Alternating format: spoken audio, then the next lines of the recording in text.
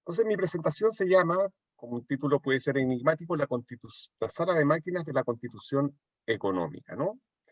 Lo primero, toma esta idea prestada de un colega y amigo argentino que se llama Roberto Gargarella, quien tiene un libro que se llama La sala de máquinas de la Constitución. Pero imaginémonos lo que es la sala de máquinas, ¿no? Nos remite a un barco, ahí está la caldera, ahí está el corazón del buque, ¿no? Tanto así que si se produce un incendio o una inundación, el buque se hunde. La sala de máquinas es donde se genera el poder, es la potencia del funcionamiento del barco, ¿no? Y Gargarella, en este punto, nos ofrece un diagnóstico. Y lo leo, ¿no? Los reclamos de los trabajadores entran a la Constitución por la puerta de los derechos, no a través de las modificaciones en la organización del poder. La organización del poder parecía quedar inmune frente a esa novedad política social. Este dato representaría una clara señal de los límites de las reformas que acababan de producirse. ¿Por qué? Porque los arquitectos de ese pacto no dudaron lo que era necesario hacer para asegurar la vigencia de sus derechos más preciados. Básicamente, el derecho de propiedad. Para ellos resultaba claro que garantizar el derecho de propiedad implicaba, ante todo, introducir importantes modificaciones dentro de la sala de máquinas. ¿Qué ocurre? Las salas de máquinas quedaron cerradas bajo candado. Por eso la imagen del candado ahí en la lámina, ¿no? Desde esta perspectiva, ¿no? ¿Dónde y cuáles son los cerrojos? Hoy sutilmente se intenta instalar que algunos conceptos apuntan a dejar inmodificado el corazón de la Constitución económica, ¿no? Por eso John Travolta mirando por un lado, mirando para otro, ¿dónde están? ¿No? Entonces, la primera idea que quiero defender, ¿no? Antes que un mayor rol del Estado, lo que se reclama es una mayor eficiencia, ¿no? Mayor eficiencia para el Estado. Por lo tanto, esto que hemos escuchado tantas veces, el proyecto de modernización. Pero veamos algunos datos. Si siempre esto hay que confrontarlo con datos. Lo primero, los datos están tomados de la OCDE. Bien, esto no lo elaboró Kim Jong-un o Vladimir Putin o Maduro. Son datos del más prestigioso ranking de los países con mayores niveles de desarrollo, al cual pertenece Chile. El gasto social, ¿dónde estamos? Chuta, acá. Este es el porcentaje del presupuesto en gasto social, 11%. Si miramos los países que tienen mayor gasto social, están acá. Pero pensemos en el promedio nomás. ¿Dónde está el promedio? 20%. ¿Bien? Acá hay un dato que es tremendo, que es pensiones, ¿no? La edad mayor. ¿Cuánto se gasta en pensiones? A ver, ¿dónde está Chile? ¿Dónde está Chile? Acá. De nuevo en la cola. 2,3. Claro, porque las pensiones acá son privadas. Veamos de nuevo cómo se produce en el resto de los países. Por cierto, mucho. También hay gasto en salud, ustedes pueden comparar, familia, también en desempleo, pero quiero solamente en pensiones, que es uno de los puntos críticos. Pero veamos de nuevo OCDE. O sea, nosotros estamos casi 3 veces más bajo. Otro indicador. ¿Qué pasa con Chile en la educación? Si bien en materia parvularia ha habido un aumento, ¿no? Y en relación al Producto Interno Bruto está bien, ¿no? Pero ¿dónde está el principal problema? Acá dicen, en la educación escolar y en la educación superior. Pero miren lo que ocurre en la educación superior, sobre todo.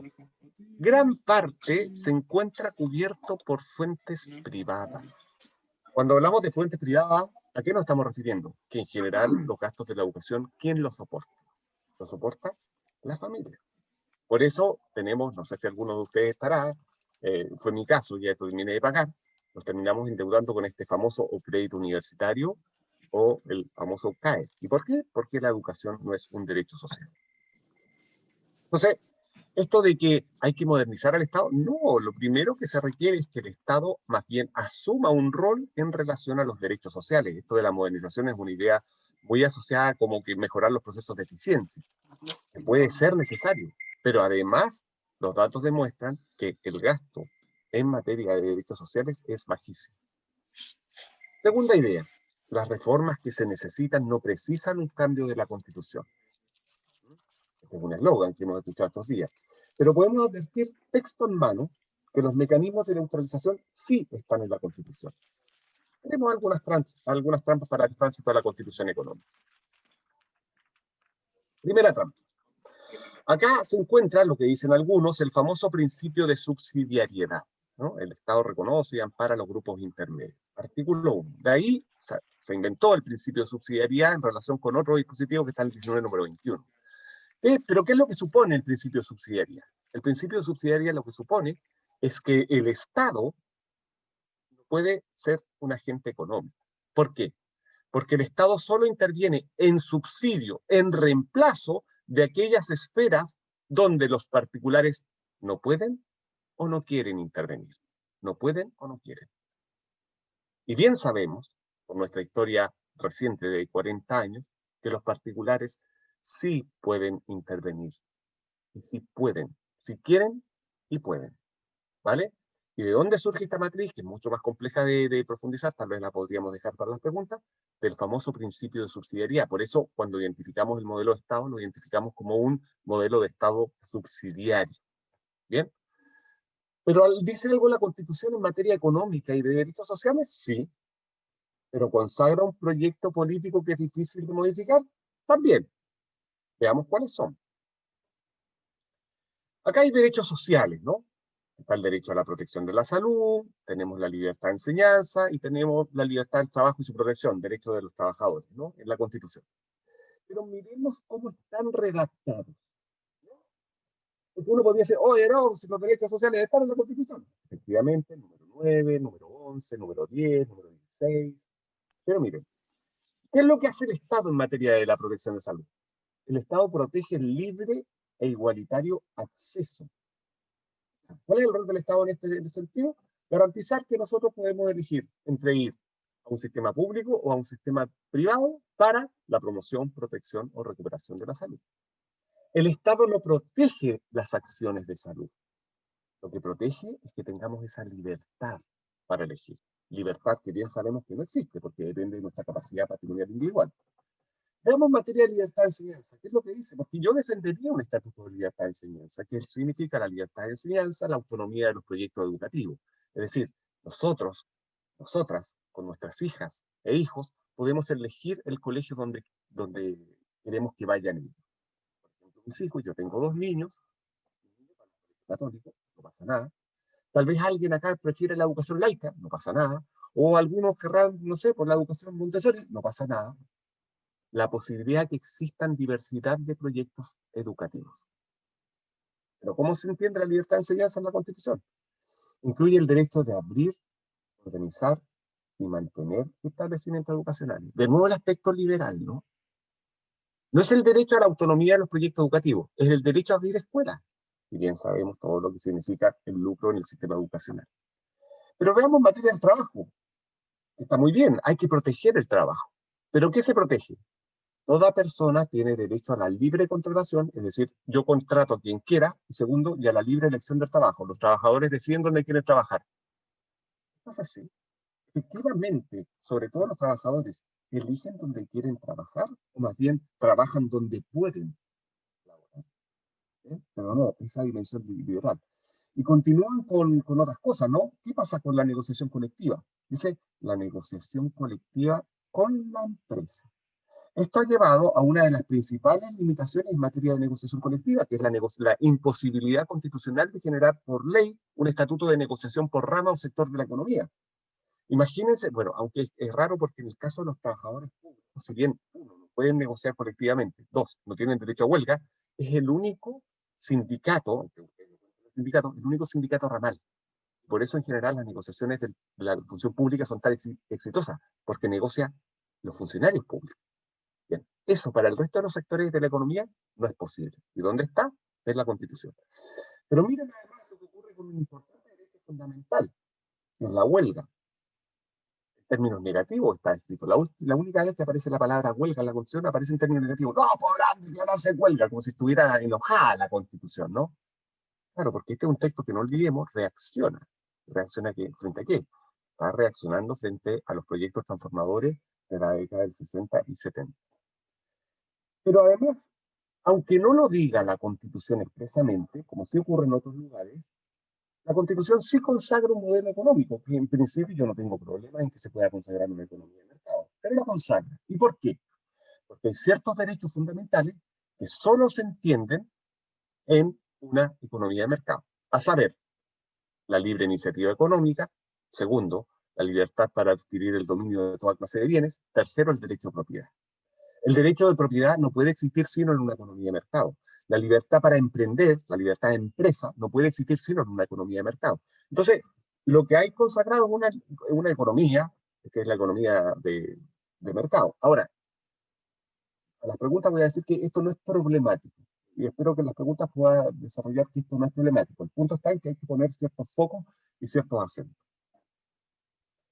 Pero no solamente eso, sino que también hay otras normas y reglas que apuntan a restringir la acción del Estado en la economía. Bien, creo yo, tal vez, el fundamento de estas normas es de inspiración monetarista y que está fundado en un dogma de fe.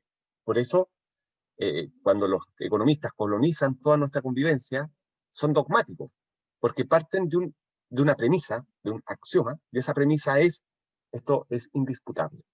Piensen cómo habla el ministro Briones, ¿no? El ministro Briones es un ejemplo de relato dogmático. No hay cómo sacarlo de ese paradigma, porque cree que lo que él dice es verdad, pero una verdad universal. Y no es un postulado que puede ser disputado políticamente. Bueno, pero ¿cuál es ese dogma de fe? Limitar el gasto público. Y aquí aparecen unas normas que son súper como técnicas y parece que están ahí de manera insípida, inocua, pero son brutales para poder entender el modelo de desarrollo que tenemos. Miren, esto está en el artículo 63. Número 7 dice: las que autoricen al Estado, a sus organismos y a las municipalidades para contratar empréstitos. O sea, el Estado, si se quiere endeudar, tiene que hacerlo por ley. Con toda la rigidez que significa que una ley es la que autoriza al Estado a asumir una deuda. Bien, imagínense en este periodo de pandemia, que va a generar una crisis de proporciones, se están echando mano a bonos soberanos. Y si necesitamos una deuda para cubrir las necesidades, bueno, como el Estado, como esta crisis no la están soportando el Estado, nosotros, sino que la está soportando cada una de las personas, efectivamente hasta el momento no se han visto en esa necesidad, pero si ustedes vieran lo que está ocurriendo en la Unión Europea, ¿quién está financiando a aquellos trabajadores que no pueden salir a trabajar? Precisamente el Estado. Ya se recuperará en el mediano plazo, pero porque hay una concepción de Estado que es diferente. Miren otra, pero si se quiere acelerar cualquier clase de operaciones que puedan comprometer el crédito de la responsabilidad financiera del Estado, es necesaria una ley. De nuevo, la misma idea, el dogma de fe, limitar el gasto público. Y además, en materia de iniciativa, ¿no? El Congreso Nacional no podrá aumentar, en materia de ley de presupuesto. ¿Qué es lo que hace la ley de presupuesto? La ley de presupuesto en el Congreso no puede aumentar ni disminuir la estimación de ingresos. Solo podrá reducir como mucho los gastos contenidos en el proyecto de ley. Entonces, ¿cuál es el principal mecanismo de presión que tiene frente al presupuesto de la Nación el Congreso? Bajar, que es lo que está ocurriendo hoy día, por ejemplo, en materia de carabineros, por la crisis que está sometida a esa institución. Bajar el presupuesto de carabineros. O sea, efectivamente, que el diálogo democrático está muy atenuado, ¿no? Y para aquellos que dicen que la Constitución no es un problema, bueno, aquí les tengo unas sentencias muy recientes que denuncian que precisamente es la Constitución la que permite transitar, avanzar hacia proyectos transformadores. Esta primera, ¿no? Es el proyecto de ley que regula la admisión de los estudiantes y elimina el financiamiento compartido. Allí el resultado, si bien este requerimiento fue rechazado, terminó 5-5, pero ¿qué ocurre? Terminó dirimiendo el presidente del TC. O sea, fue muy peleado. Aquel proyecto de ley, tal vez el más emblemático en materia social del gobierno de la presidenta Bachelet, que era el proyecto de la ley de educación, ¿no? ¿Qué ocurre con otro caso, no? La declaración de inconstitucionalidad de las partes de la glosa de la educación que establecía la gratuidad. Bueno, ¿qué es lo que permitía? Era injusto. Se establecía una discriminación arbitraria sobre todas las pobres universidades privadas lucrativas que no podían acceder a este beneficio. Se rechazó. 6-4. Después, otro requerimiento, el proyecto que moderniza el sistema de relaciones laborales. Se rechazó. ¿Por qué? Porque se establecía la titularidad sindical, es decir, en aquellas empresas que hay sindicatos, solo puede negociar el sindicato, no los grupos negociadores. ¿Cuál es la intuición? Que era un proyecto de ley muy malo, dicen los laboralistas, pero lo único interesante que tenía era el fortalecimiento de la sindicalización. Bueno, aquello que era lo único interesante termina siendo declarado inconstitucional. ¿Por qué? Porque era una discriminación arbitraria. Ya voy a volver sobre eso.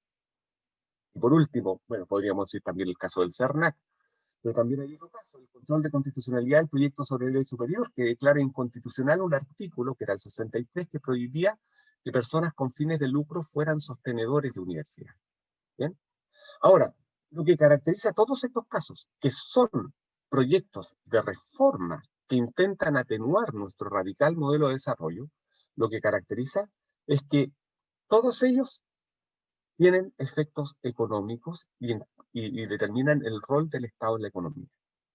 Pero la argumentación de estas sentencias no siempre se realizan en términos económicos, sino que en ocasiones se acude a otras formas, a otras fórmulas, pero que ocultan las verdaderas razones de decidir. ¿Qué es lo que veo?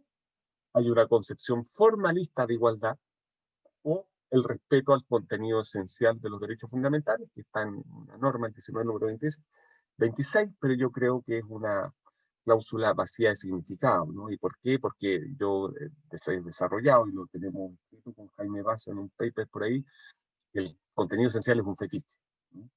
Entonces, en suma, y con esto cierro, la Constitución es un problema para transformar y modificar leyes. ¿Con un acento transformador? Sí. Las leyes no se pueden transformar con esta Constitución. ¿Bien? Es la Constitución el problema. ¿Bien? Y si 15 la minutos. Constitución es el problema, y cierro, y si la Constitución es el problema, si se llega a cambiar la Constitución, lo que va a ocurrir es que la Constitución deja de ser una molestia, un entorpecimiento. ¿Bien? Pero debe ser la ley y la potestad reglamentaria quienes desarrollen en el futuro las modificaciones que un cambio de nuestro sistema reclama. Eso. Muchísimas gracias por la presentación. Tremendo tema, sin duda. Deja mucho para pensar, así que, estimados alumnos, tienen abiertas las preguntas sobre cualquier duda, ya sea conceptual o de ideas o opiniones. Por favor, está abierta la palabra.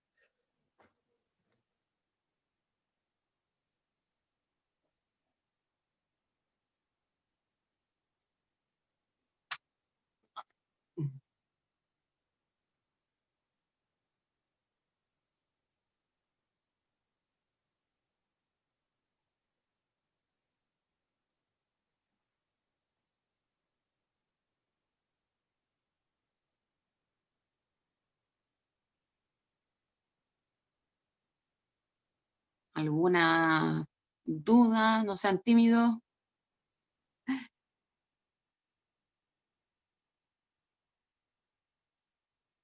Algo que no les haya quedado claro en particular, que diga relación con el plebiscito.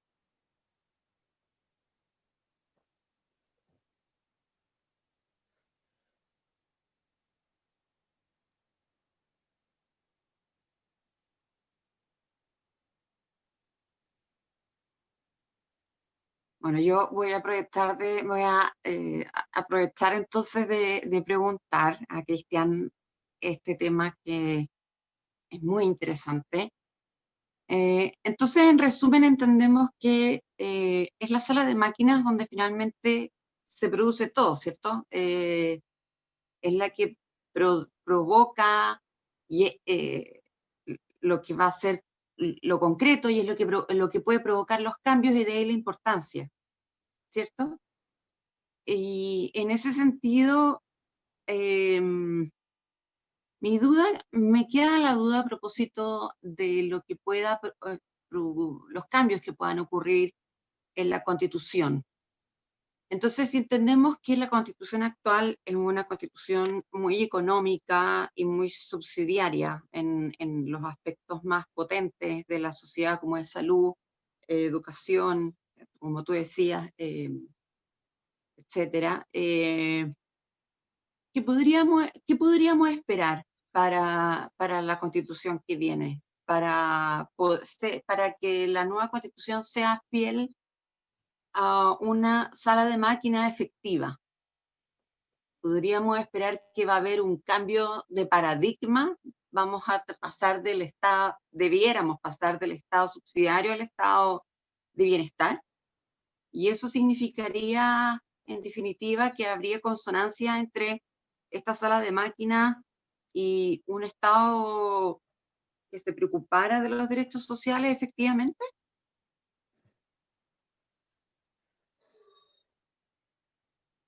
Eso. Sí. A ver, ¿qué podríamos esperar?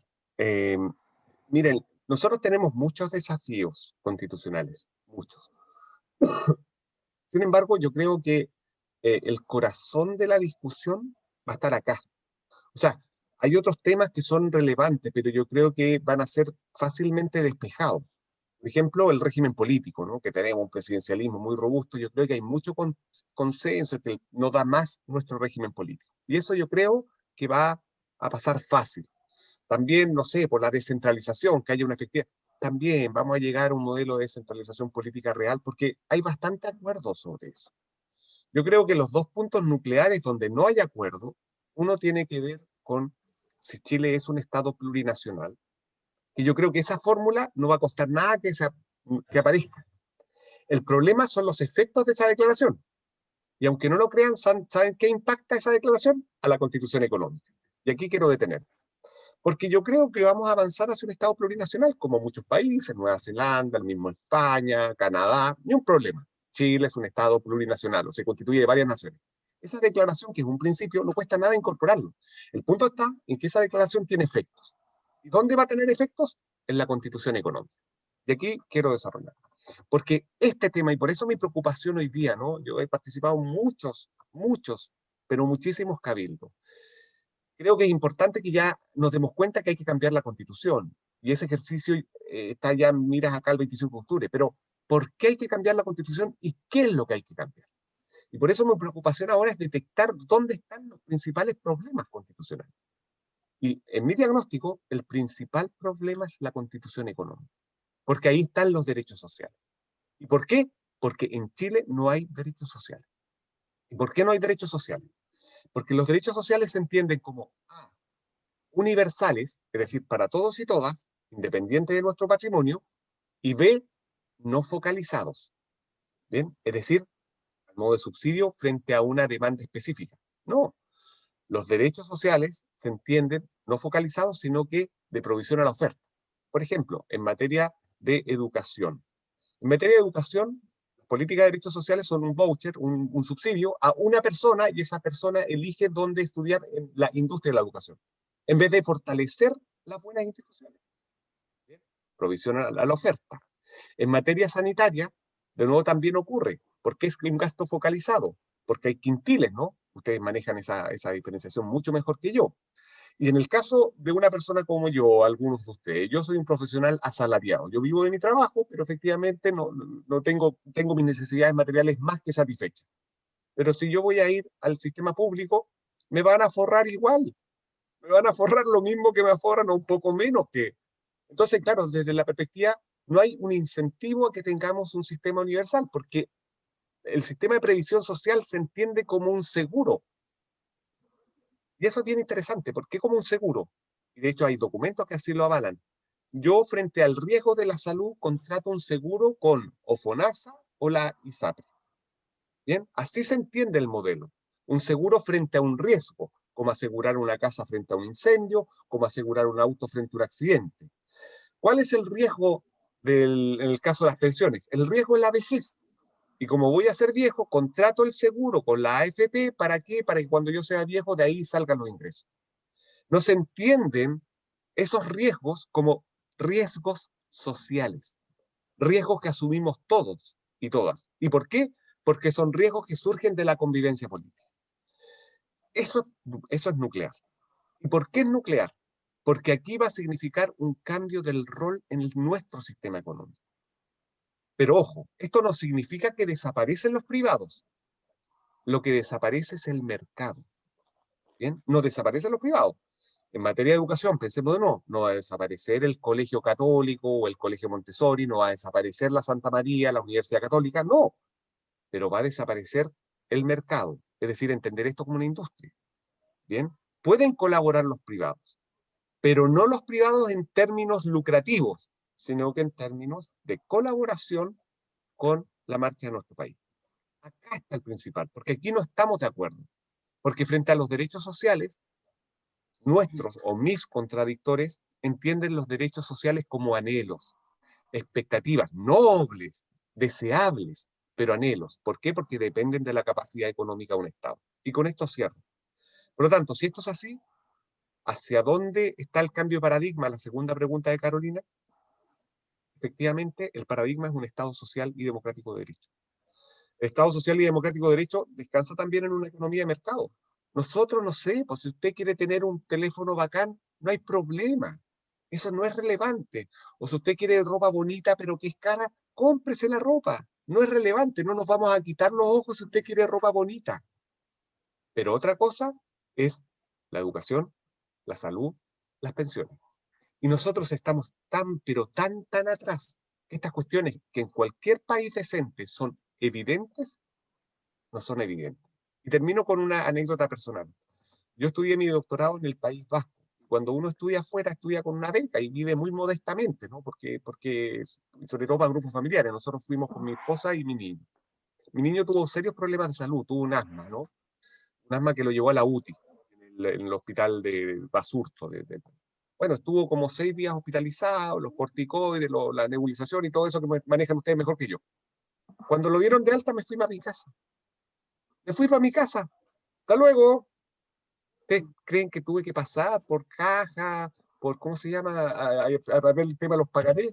No, porque la salud es un derecho que es independiente de nuestra capacidad patrimonial.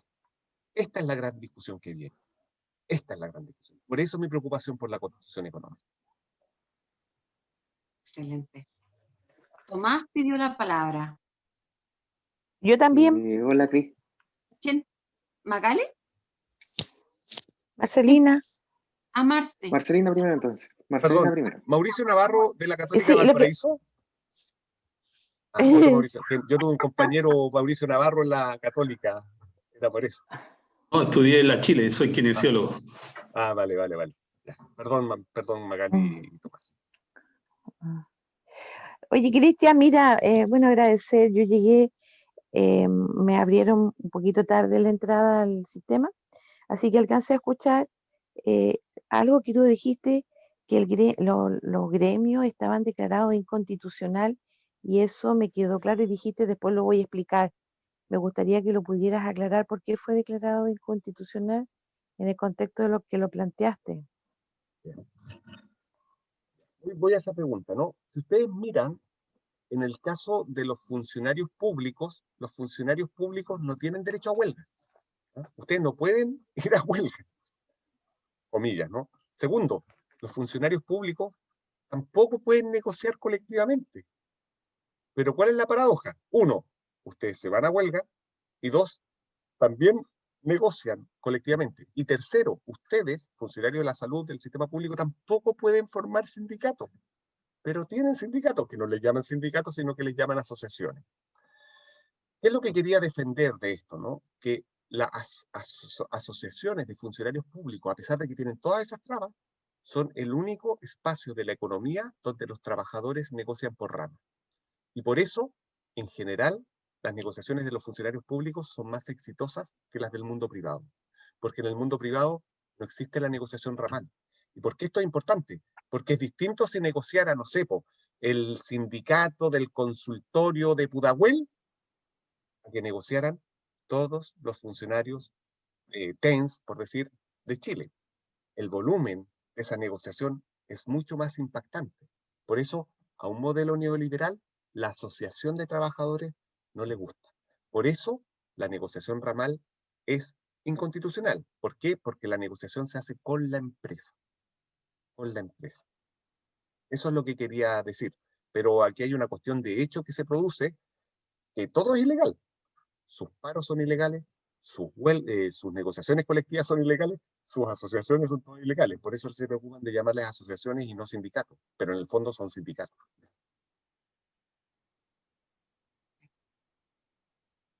Tomás. Muchas gracias. Tomás, ¿tú también tenías una pregunta? Sí, efectivamente tengo una pregunta para Cristian, un saludo. Quería consultarte desde la perspectiva orgánica. porque hemos escuchado varias veces tener una constitución política maximalista en los derechos, pero después, su posteriormente, tiene que ser implementado a través de distintas leyes. ¿Cómo podemos hacer que el sistema político, que entiendo que tiene que ver un poco con la parte orgánica y esta sala de máquinas, responda realmente a las necesidades de la persona, es decir, que haya una correcta distribución del poder en la sociedad para justamente garantizar estos derechos? Claro. Mira, buena tu pregunta, Tomás. Lo que hay es una relación entre estas dos partes de la Constitución. Una parte que le llaman dogmática, que ahí están los principios y derechos fundamentales, y la otra parte es la orgánica, que es la organización del poder. Ambas son muy importantes, ambas se necesitan. Pero lo primero, si hay una fórmula en la puerta de entrada de la Constitución, que es lo que yo defendería, que diga algo así como: la República de Chile es un Estado social y democrático de derecho. Ese es un principio. Chile es un Estado social. Pero ese principio tiene impacto, porque lo que hace ese principio, que si es un Estado social, ya no es un Estado subsidiario. ¿Bien? Es una fórmula de compromiso. Por lo tanto, ¿qué va a hacer ese principio? Va a impactar en la ley. Y la ley tiene que transformarse en base a este paradigma. Gradualmente, lo que quieran. Impacta la ley. Está ahí, va a estar ahí esa formulita siempre como aguijoneando, molestando. Vale. Pero no basta el aguijón, no basta el principio. Hay que intervenir también cómo se organiza esto. ¿Y cuál es el problema que tenemos nosotros? Tenemos un problema de una excesiva centralización en la administración de las facultades y también de los recursos. Ejemplo emblemático, lo que está ocurriendo en esta pandemia. ¿Desde dónde se está manejando esta pandemia? A espaldas, uno, por eso no pescan a los científicos, a espaldas de los científicos y a espaldas de los municipios. ¿Por qué? Porque hay un diseño del poder que concentra las facultades. Entonces, en un diseño constitucional, lo que hay que hacer es eliminar las trabas para que se puedan, por la ley, delegar facultades territoriales. Porque la única posibilidad de provocar una descentralización real es con delegación de facultades, no con declaraciones de principio. Y esas tienen que estar en la ley. ¿Bien? Tienen que estar en la ley. Pero lo que tiene que ocurrir es que desaparezcan las trabas constitucionales para que estas delegaciones se produzcan. ¿Bien? Y lo tercero, pero además podemos tener la mejor del diseño institucional en términos administrativos, pero si no hay plata, seguimos igual. Si miramos, por ejemplo, los países más grandes de América Latina, Argentina, Brasil o México, son todos estados federales.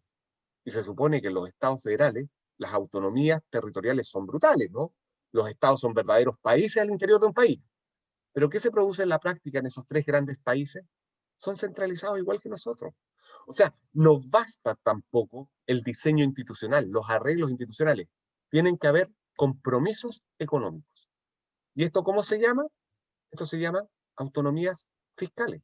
Que hoy día, por ejemplo, los territorios no pueden generar impuestos propios, porque hay un principio constitucional que molesta. ¿Cuál es ese principio? Se llama el principio de no afectación.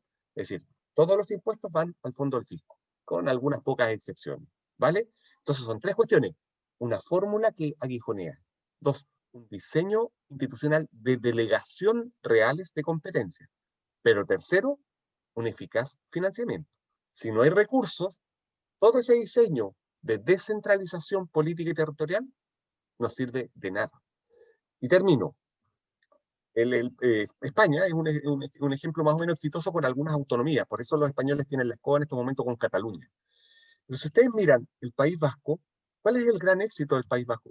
País Vasco, si ustedes miran desde que desapareció la ETA, a partir de una experiencia que fue más o menos fallida, no están por independizarse de España, les es indiferente, porque es tal su nivel de autonomía política, pero también financiera, que no están reclamando la separación del Reino de España.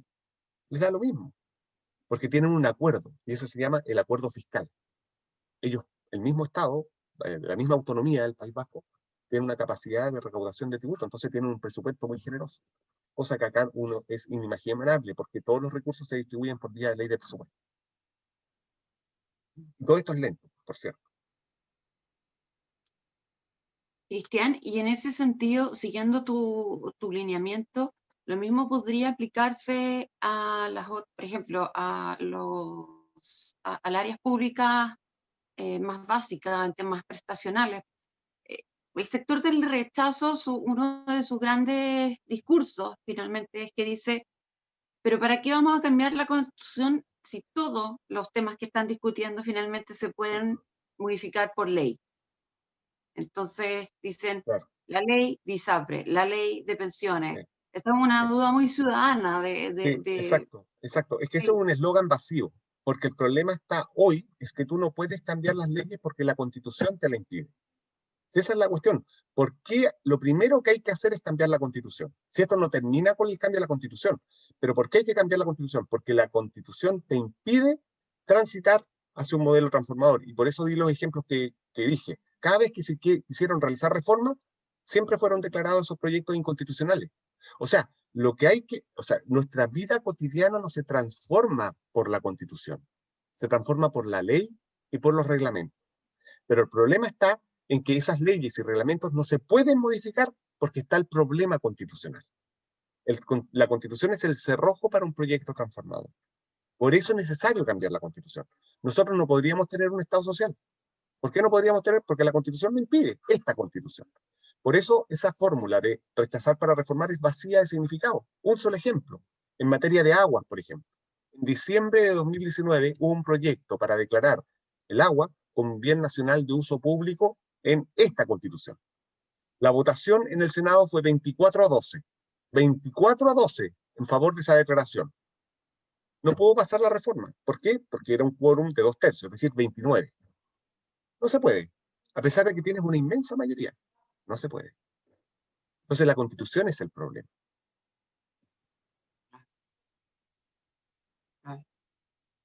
Perfecto. Bueno, ¿alguien más quisiera hacerle una consulta al profesor Viera? ¿No? Ya. Entonces vamos a cerrar la presentación. Ahí hay una pregunta para usted. Marcelina, ¿no estabas tú pidiendo palabra? Marcelina. Sotero del Río, dice. Está levantando la manita. Sí, yo. Perdona, yo no Sí, veo. no te preocupes, no te preocupes. Por Es favor, que adelante. tengo efecto retardado, entonces levanté mi mano ya cuando estaba terminando. No, Yo sí. quería preguntarle a Cristian, Sandra es mi nombre, respecto de la redacción particular de la Constitución, que el otro día me decían, como un poco lo planteabas tú recién, que tal vez no es importante declarar todos los derechos sociales en la Constitución, sino más bien declararlos como en el principio que tú acabas de establecer. Pero también hay constituciones que son súper explícitas en ese sentido. Y la Constitución brasileña, por ejemplo, nombra los derechos. Nombra la salud, la educación, las pensiones, la vivienda, la morada y el derecho al ocio, que me llamó tanto la atención eso. Entonces, en ese sentido, ¿qué crees tú que es mejor, digamos? Y lo otro que te iba a preguntar también, que tampoco lo veíamos el otro día, que dice que los derechos nosotros los tenemos nombrados efectivamente más bien desde la libertad, ¿no es cierto? El acceso a la salud, tú podías elegir dónde te vas a ir, el tema de la educación también, las pensiones no tenemos ni siquiera elecciones ahí, y tampoco son, entonces decía, al estar de esa manera redactados, tampoco son exigibles. O sea, nosotros no le podemos exigir al Estado hoy día el derecho a la salud, por ejemplo. Y que solo se reclama a través de amparo si es que está en peligro su vida, una cosa así. Entonces, mi pregunta es si es necesario, ¿crees tú, que nosotros los dejemos establecidos explícitamente en la Constitución los derechos que queremos garantizar? Había otra pregunta que vi por el chat de Sofi. Sí. ¿La recibimos también y después respondo ambas? Perfecto. Sofi. ¿Sofi?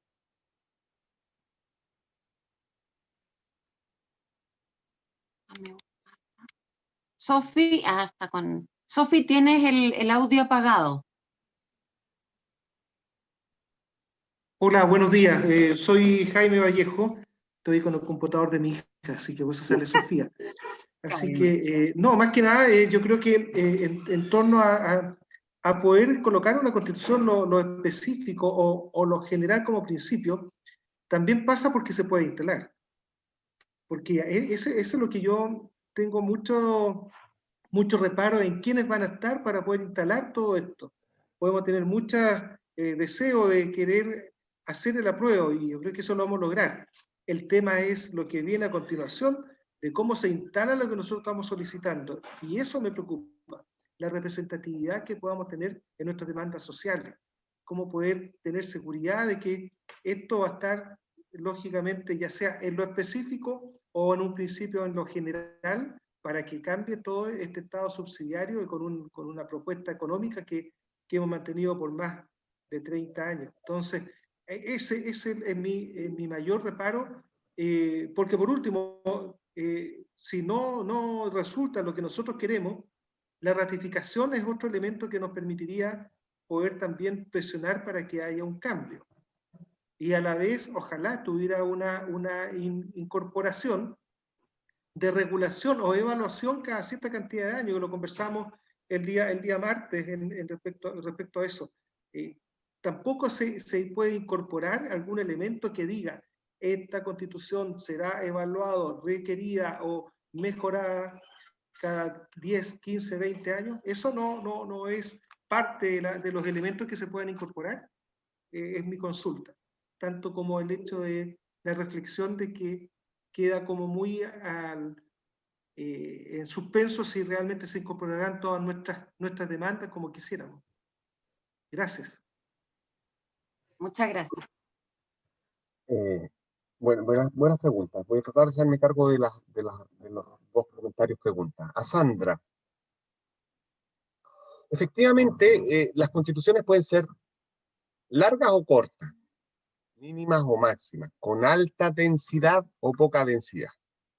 Entonces aquí, en términos teóricos, es atendible, miren, si no es necesario incorporar derechos sociales, veamos lo que ocurre, por ejemplo, en los países nórdicos que no tienen ni un solo catálogo de derecho social, miren cómo se despliegan los derechos sociales, o miremos la Constitución de Alemania. Vale. Es cierto, en abstracto hay modelos y también sin derechos en la Constitución hay derechos sociales. Sin embargo, yo más bien me inclino porque existan declaraciones explícitas de derechos sociales. ¿Por qué? Porque lo que tenemos y hemos construido en los últimos 40 años precisamente se ha hecho de espaldas a los derechos sociales. Por lo tanto, creo que es necesario, porque en este contexto histórico determinado estamos así, que aquello se produzca. No olvidemos que las constituciones son hijas de su tiempo histórico, no son documentos abstractos, sino que son documentos que se elaboran de manera contingente, en un tiempo histórico determinado. Por lo tanto, a tu pregunta, Sandra, yo creo que debería existir una declaración de derechos sociales. Pero esa pregunta está muy relacionada con tu comentario anterior, porque uno podría decir, pero la actual Constitución tiene derechos sociales, pues, y te nombran el 9, el 10, el 11, el 16, el 17. Pero tú detectas bien el problema, porque ¿cómo están redactadas esas normas? No están redactadas en términos de compromiso, están redactadas en términos liberales, es decir, de elección. Tenemos la elección para elegir el colegio, tenemos la elección para el sistema de salud, no tenemos elección en el sistema previsional, sino que es privado, tenemos la elección para trabajar, la dimensión liberal. No la dimensión del compromiso. Pero esta es una cuestión política que no se resuelve no se resuelve con la redacción normativa. Porque aquí lo que se debe producir es un cambio en la comprensión de lo que es la igualdad. No sé si ustedes, yo estoy hasta la coronilla, como diría mi madre, cuando se habla de la igualdad, que siempre le ponen el calificativo igualdad de oportunidades.